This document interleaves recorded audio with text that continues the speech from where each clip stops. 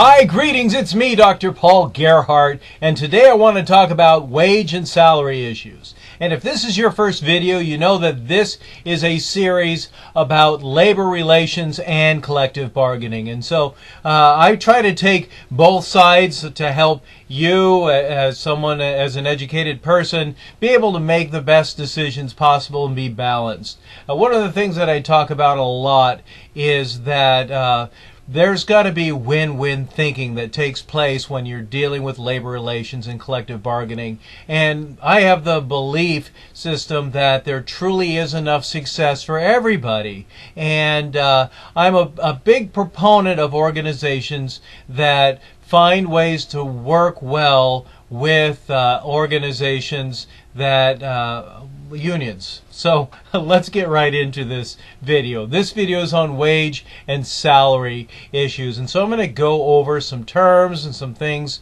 to help you think about both sides of the table. So we're going to talk about union wage concerns, management wage concerns, negotiated wage adjustments, wage negotiation issues, wage surveys, costing wage proposals, public employee wage and salary issues. We're going to talk about wage, a lot of different things related to wages. So let's get started. So wages are considered the most important and difficult bargaining issue every single time a contract comes up to be negotiated. Employees consider pay the primary indicator of employer goodwill and the meat and potatoes of collective bargaining. And wages and benefits are the largest single cost factor on employees' income statements, the employer's income statements. And so it really is important to understand that from a management perspective, it's the one thing that managers feel they can control. You know, you've got a little bit of control over revenues, but if you could add more money to the bottom line by reducing wages or keeping wage packages low, it helps investors, for instance, have a better return on investment. So there's got to be win-win in mind here, but the lose for an employer is if their wages are not competitive and seen as competitive by their current employees, employees with the experience and talent can go to the competition. And so this is what I like about teaching human resource classes, is that I help human resource professionals understand that there's got to be some balance, that they got to help managers make the best decisions possible. And when working with unions need to understand the other side of this too. So let's talk a little bit more about wage and salary issues. You know, pay, going back to the basics, pay is done in several different ways. First of all, many organizations pay employees hourly wages, and that really is the most common thing that goes into contracts. But in many different types of organizations, there are people who work on salary, and so their pay will be shown in contracts through an annual salary, and it's usually expressed in pay grades. There's pay for units produced, and that's piecework or some kind of combination of piecework and hourly wage, for instance. So from a union perspective, union people very often feel dissatisfaction with pay, and then that's why they will come to the bargaining table with hopefully expecting that they're going to be supported with wage increases. They look for pay equity, equal pay for equal work. They believe that if pay grades are fairly structured and evenly applied, workers generally accept differential pay based upon job classification and internal wage levels. The timing of management pay raises, bonuses may become a source of dissatisfaction too. And so that's being brought to the table. Industrial differentials matter, and so the relationship between labor and production costs affect wages, and labor-intensive industries are able to provide fewer wage increases than capital-intensive industries. Union wage gains generally are the highest where employers' ability to pay is high because of discretionary pricing power and, of course, profitability.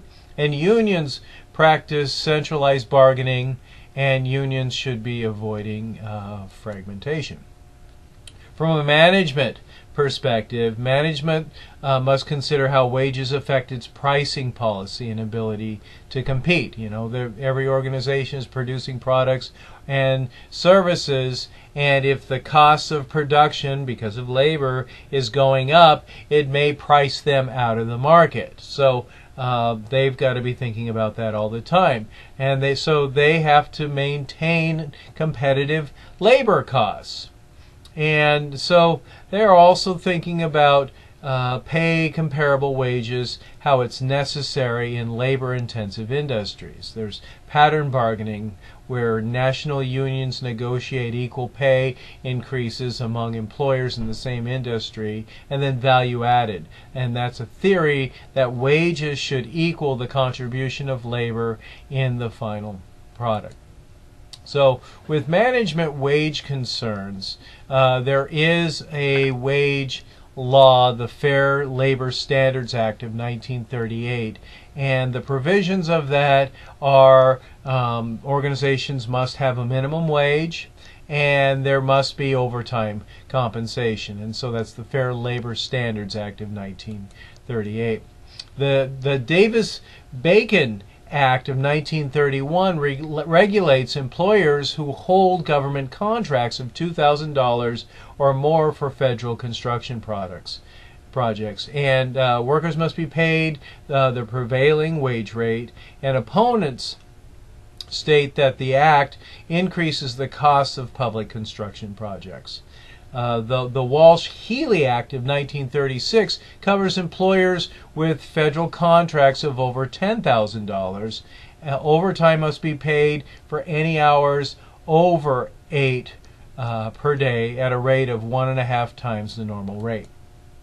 So a negotiated wage adjustment must be considered, and this is standard rate pay range systems. And flat rate of pay for each job classification. Some agreements provide a pay range for each job, contains several steps within a range, permits recognition of different performance levels, and unions typically distrust merit increases, and they claim that performance appraisals are subjective and imperfect. You know, there are people making decisions. Maybe someone likes somebody or doesn't like someone, so they won't give them that differential. So things need to be in place so that things appear to be fair.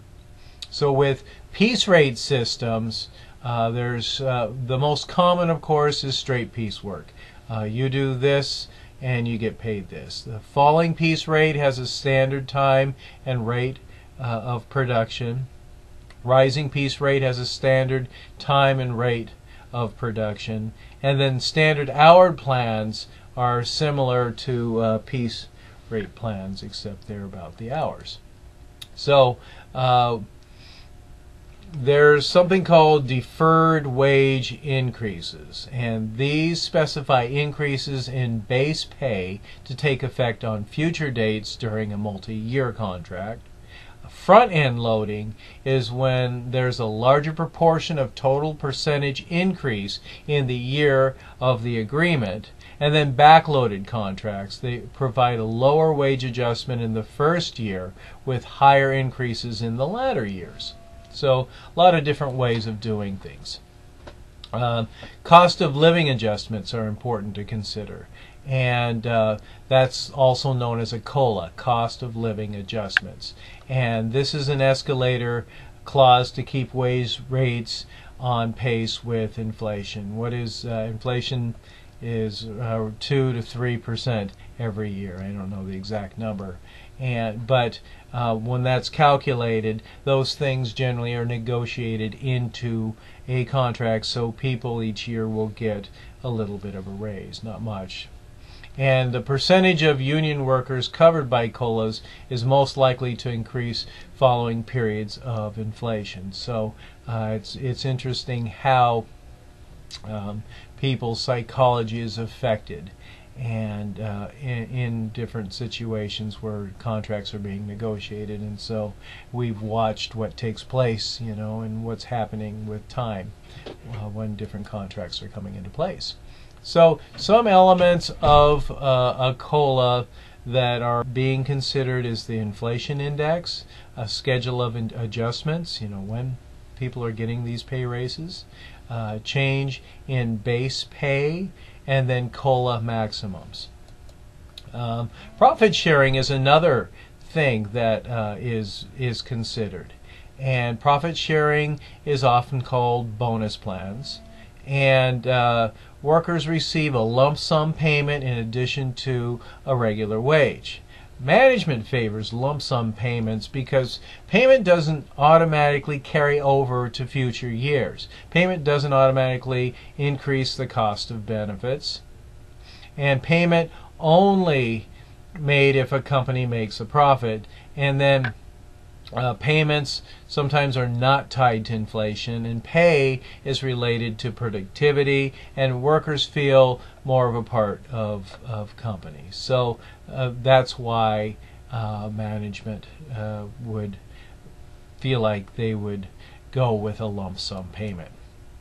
So there are some pros and cons of a two-tiered wage system. Let's talk about some of those. Some of the pros are they significantly reduce the cost of labor. You got some people that are being paid at the regular or maximum rate, and some people who have not taken the right steps yet because they haven't been with the company long enough, or they haven't passed some certifications, or whatever the tier system is based upon.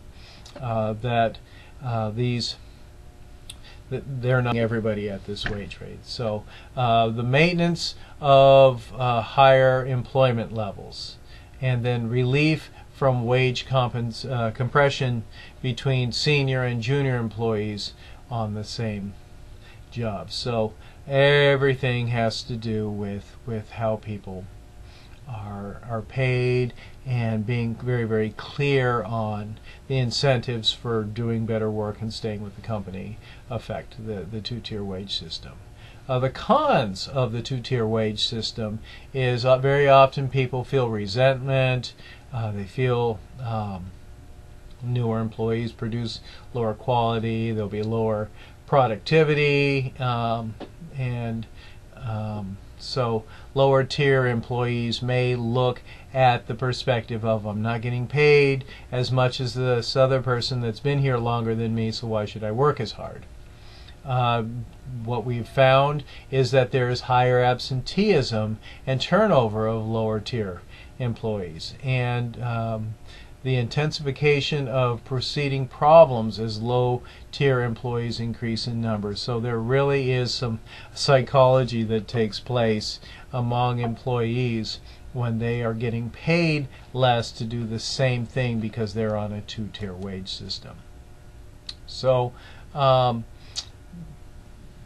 employers need to consider what's called the Scanlon Group incentive plans, and this is a basis for labor management cooperation. Committees meet to consider cost-saving suggestions, and the actual cost savings are divided among workers and the company. So people must be together to help save the company money, and it helps enhance the organization, makes it more competitive, more profitable. So it's another way to provide a bonus for people.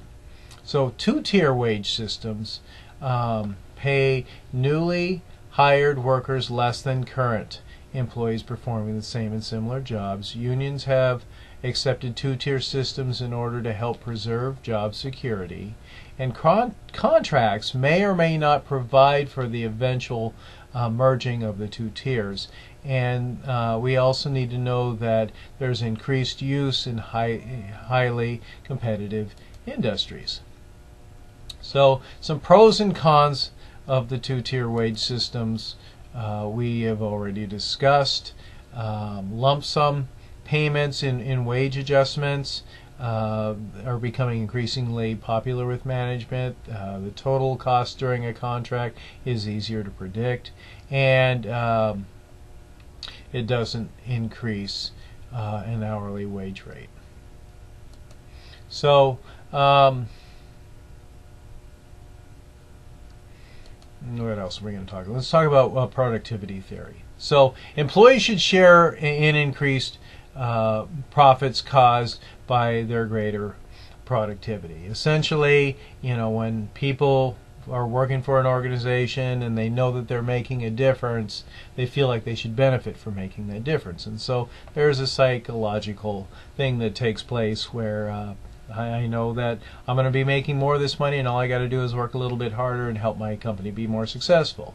It's problematic to determine whether or not percentages of productivity and profitability increases are attributable to employees' labor or machinery, equipment, or managerial. There's so many different variables. With negotiating wage issues, the ability to pay has got to be a consideration. And unions contend that if the company is experiencing high profits, that it can pay its employees who have contributed to the good financial fortune, which makes sense. Management perceives many limitations, including companies being reluctant to share financial data with the unions, and the estimated total profits available during the term of the new contract is an important number. So there's got to be some transparency that takes place. Bottom line, managers need to know that they need to take care of stakeholders because they'll continue to invest in the company. But at the same time, managers know that if employees aren't happy, that they also have options. So it's got to be a win-win situation. Job evaluation is another consideration. This is a process of systematically analyzing jobs to determine their relative worth in the organization. It creates a pay system with a rate for each job commensurate with its status within the hierarchy of jobs in the organization. And union and management can use job evaluation to guide negotiations. And job classification is common in labor agreements. The employer may not unitarily change job classifications. So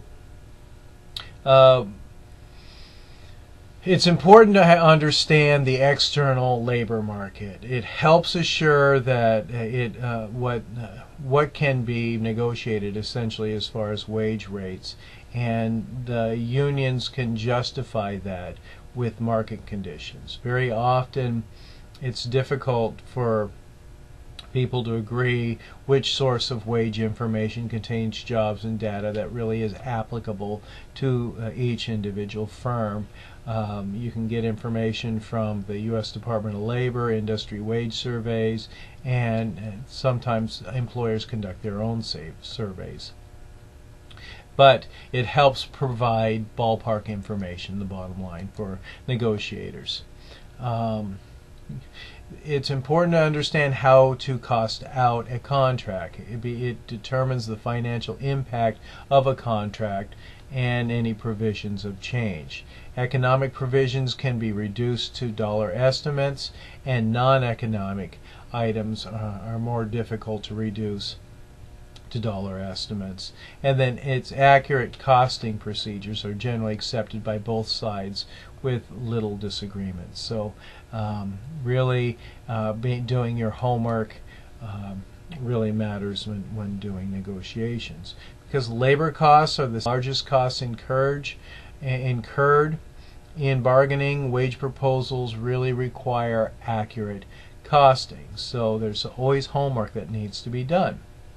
There are methods used to cost union wage provisions that look at annual cost, cost per employee, per percentage of payroll, and then cents per hour. So it really is a technical process in negotiating contracts.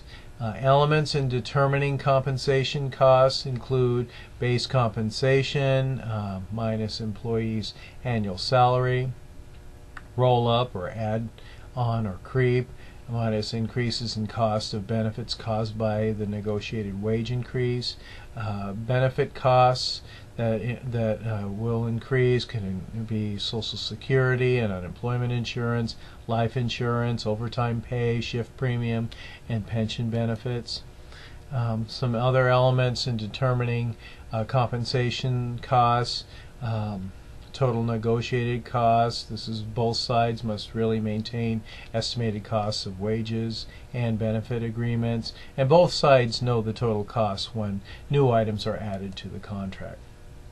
Finally, roll-ups. That's the direct increase in the costs of benefits that result from negotiated increases in wage rates, such as Social Security, overtime pay, and pensions. And some of those examples are, of course, Social Security, insurance, life insurance, overtime pay, shift pay, and pension benefits. So, as you have learned that when you are in a collective bargaining process or are negotiating wage and salary issues, there's a lot of things to consider. But bottom line, you've got to do your homework. You've got to understand what you can do, what you can't do, be aware of what is feasible, and make sure that you are coming to the table in good faith and operating in a way that builds trust and goodwill, where you are able to examine the issues in a way that is fair and equitable for both sides. All right, I know I've given you a lot. I like to keep these videos under 20 minutes, but I hope you've taken something away from this video. I thank you so much for your time, and I hope that you have a great day, because only you get to choose how you feel about it. I'm Dr. Paul Gerhardt.